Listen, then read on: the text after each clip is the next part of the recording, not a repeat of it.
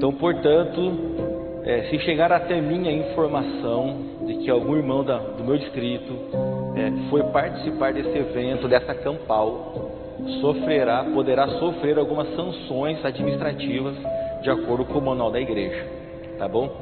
Obviamente você é livre para ir. Pastor, eu vou. Não tem problema, você pode ir. Mas se for, saiba que você poderá sofrer sanções administrativas da igreja, tá bom? Então estou avisando para que depois ninguém diga assim, eu não sabia.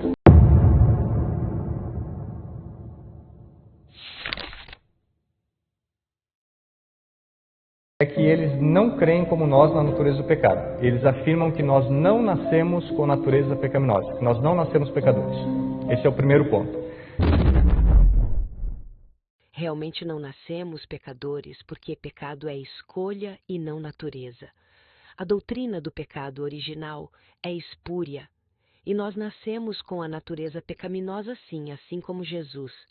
Possuir natureza pecaminosa não significa em pecado, porquanto o que era impossível à lei, visto como estava enferma pela carne, Deus, enviando o seu Filho em semelhança da carne pecaminosa, pelo pecado condenou o pecado na carne.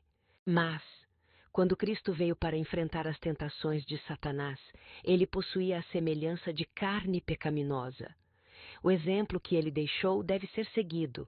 Ele tomou sobre sua natureza sem pecado a nossa pecaminosa natureza, para saber como socorrer os que são tentados. Nele não havia engano ou pecado. Ele sempre foi íntegro e puro, caráter, embora tomasse sobre si a nossa natureza impura e pecaminosa. Envolto nas vestes da humanidade, o Filho de Deus desceu ao nível daqueles que ele desejava salvar. Nele não havia dolo ou pecaminosidade, iniquidade. Ele era o mais puro e imaculado. No entanto, tomou sobre si nossa natureza pecaminosa. Ele tomou sobre si a semelhança da carne pecaminosa e foi feito em todos os pontos, como seus irmãos. Segundo ponto, do resumo que eu fiz. Eles dizem que nós podemos parar de pecar de forma absoluta antes do fechamento da porta da graça. Então alguns aí ouviram hoje que se nós não abandonarmos ou tivermos algum pecado, não seremos transladados. Os que estiverem vivendo sobre a terra quando a intercessão de Cristo cessar no santuário celestial, deverão, sem mediador, estar em pé na presença do Deus Santo. Suas vestes devem estar imaculadas, o caráter liberto de pecado pelo sangue da aspersão. Mediante a graça de Deus e seu próprio esforço diligente, devem eles ser vencedores na batalha contra o mal. Enquanto o juízo investigativo prosseguir no céu, enquanto os pecados dos crentes arrependidos estão sendo removidos do santuário, deve haver uma obra especial de purificação ou de afastamento de pecado entre o povo de Deus na terra. Satanás declarou que era impossível aos filhos de Adão guardarem a lei de Deus. Homens que estão sob o controle de Satanás repetem esta acusação contra Deus ao afirmarem que o homem não pode guardar a lei de Deus.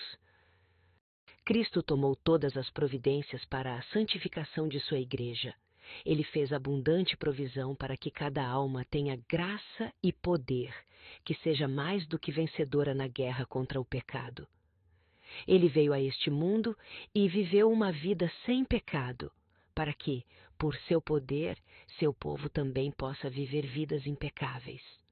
Dizem que pastores e líderes não merecem confiança por não serem vegetarianos. Por que então continuam os homens a preferir alimentos cárneos?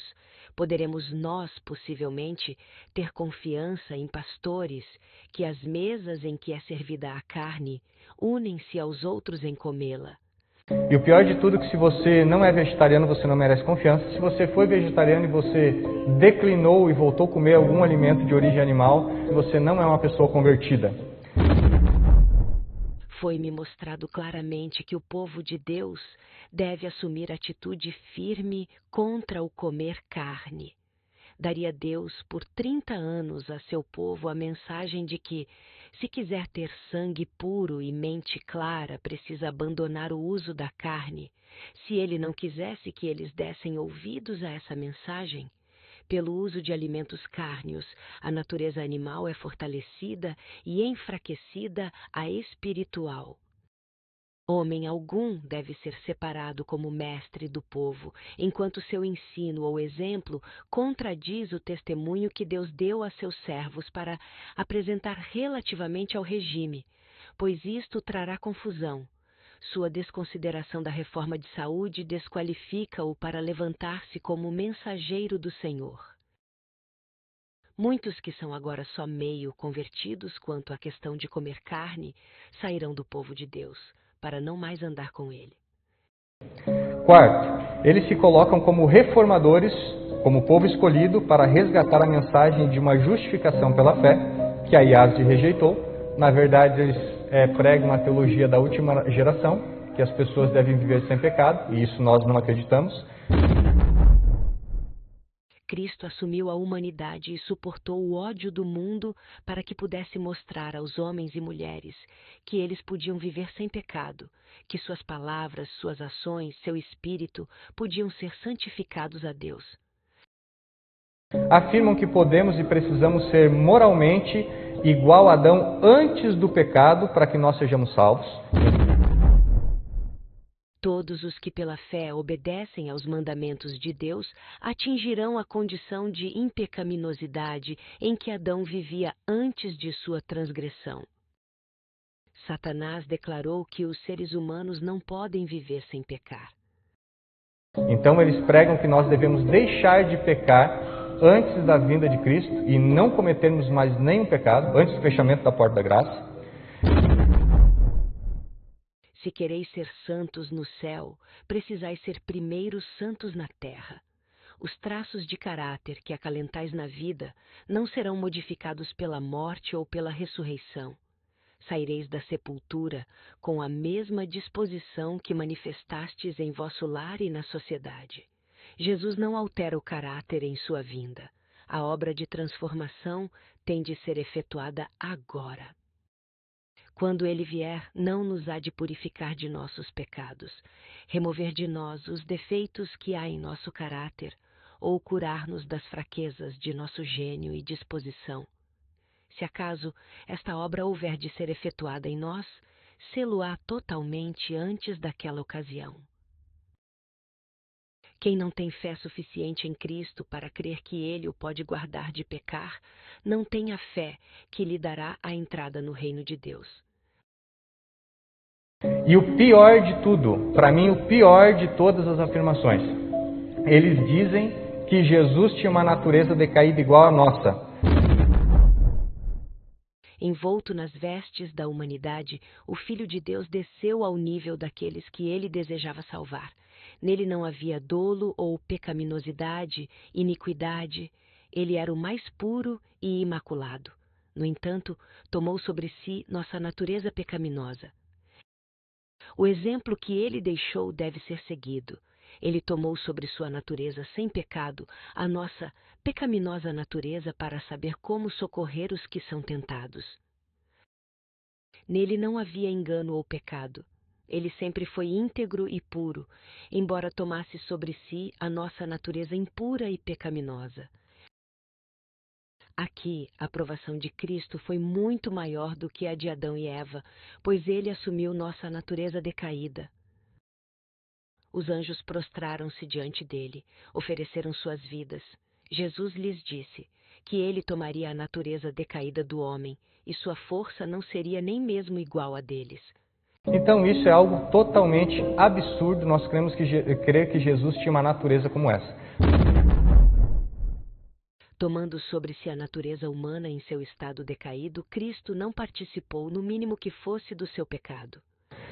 Então, o recado é que vocês são livres para participarem e fazerem o que vocês quiserem, tá? Irem aonde vocês quiserem, mas a igreja ela também é livre e tem autonomia pelo manual de tratar em comissão a condição de cada um que participar desses movimentos, na comissão da igreja, a sua condição como membros, de acordo com o item 1, o item 9, o item 10 e o item 11 do nosso Manual da Igreja, na página 72.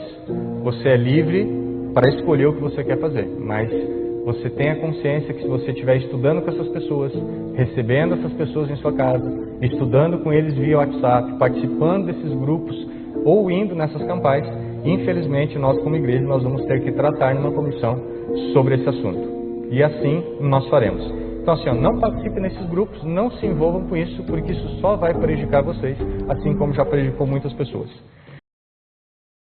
Que nenhum homem julgue que sua posição como presidente da Associação Geral ou de uma associação estadual revista-o de poder sobre a consciência de outros, por menos opressivo que seja, pois Deus não sancionará qualquer coisa desse tipo. Ele deve respeitar os direitos de todos, e mais ainda, por estar numa posição em que outros seguirão o seu exemplo.